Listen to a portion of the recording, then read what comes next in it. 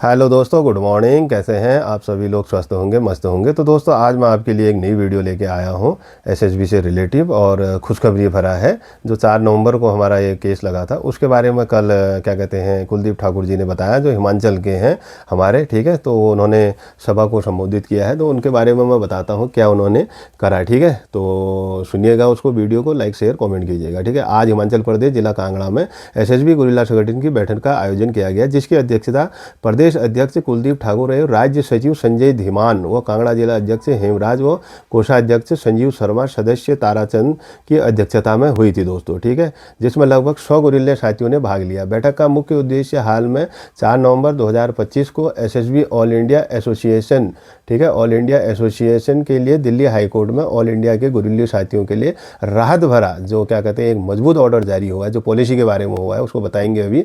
जिसमें सरकार व विभाग का हाईकोर्ट के माननीय जज महोदयों ने 2011 की जो पॉलिसी को जारी करने के आदेश पारित किए हैं। 4 हफ्ते का समय मांगा है दोस्तों उसके लिए, ठीक है। 4 हफ्ते का समय दिया है, जिसमें सरकार व एसएसबी विभाग, गवर्नमेंट और एसएसबी विभाग, ठीक है।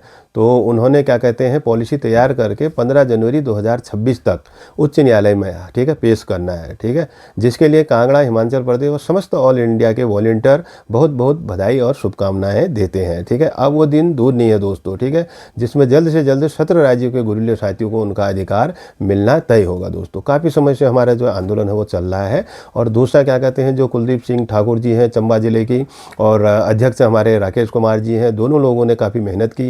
हिमाचल प्रदेश में एसएसबी गुरिल्ला के संबंध में जो वो बता रहे हैं वीडियो के माध्यम से, वो वीडियो मेरे को प्राप्त हुई, तो वो मैं आपको क्या कहते हैं दिखा रहा हूँ वीडियो के माध्यम से। 17 स्टेट का जो हमारा लगा था ऑल इंडिया के नाम पर, ठीक है। तो उसमें 4 हफ्तों में जवाब मांगा है, तो गवर्नमेंट और एसएसबी उसमें देगी। उसमें क्या है कि 4 दिसंबर तक उनको हो रहे हैं 2.5 सप्ताह, 4 सप्ताह हो रहे हैं, तो उसमें गवर्नमेंट ने देना है।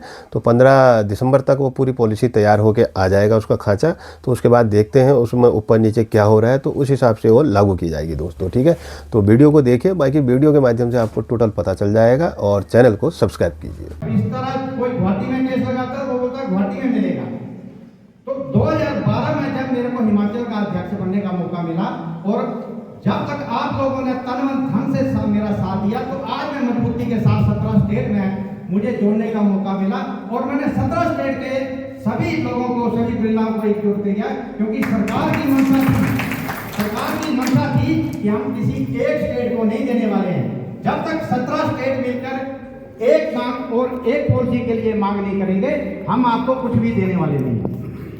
2013 में हमारे आंदोलन चले, हमने आंदोलन किए, लाठियां चली, हमारे ऊपर डंडे बरसाए गए, काफी आंदोलन दिल्ली में हुए, कहीं शिमला में हुए।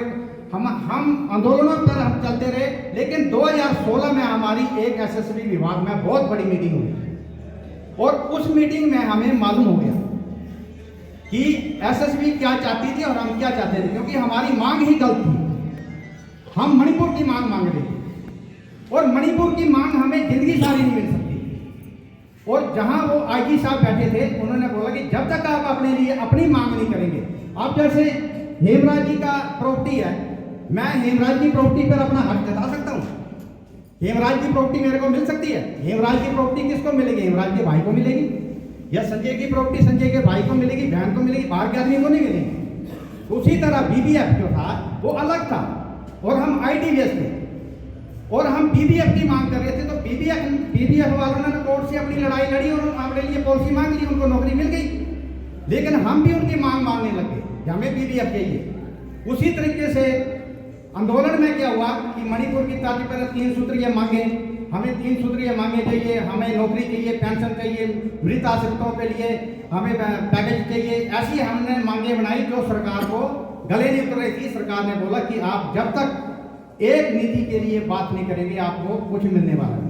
हमने 2017 में हिमाचल एसोसिएशन की तरफ से दिल्ली हाईकोर्ट में एक केस लगाया।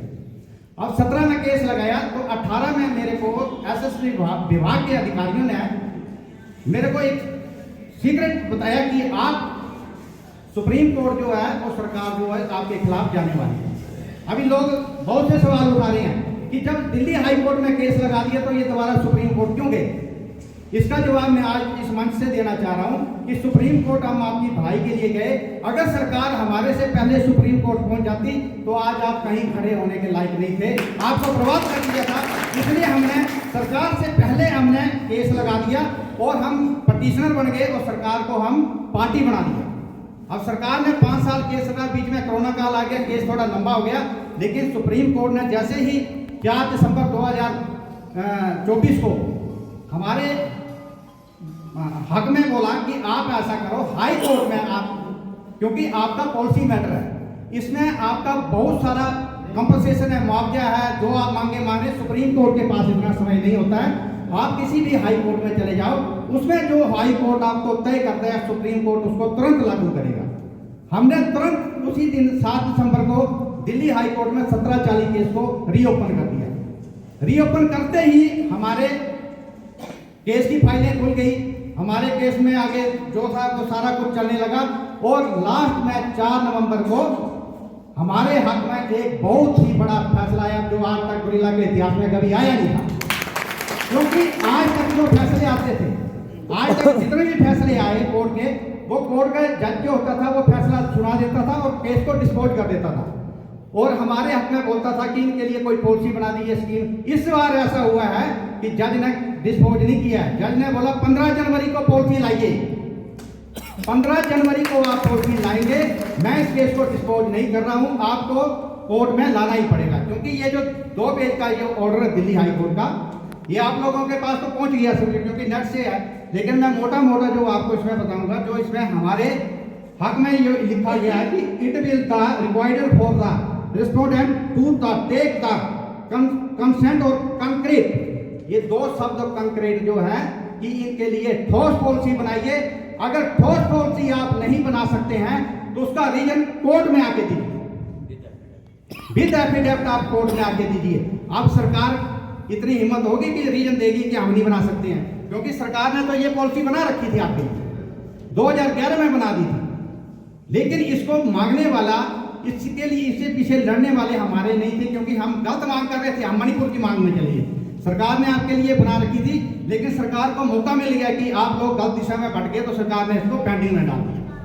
अब इस पॉलिसी को दिल्ली हाई कोर्ट ने बोल दिया कि जो 7/4/2011 की पॉलिसी है, इसको या तो लागू करो, नहीं कर सकते हैं तो मेरे को रीजन दो, 15 जनवरी को मेरे को इसमें रीजन दो, आपने ये पॉलिसी क्यों नहीं बना रहे हो।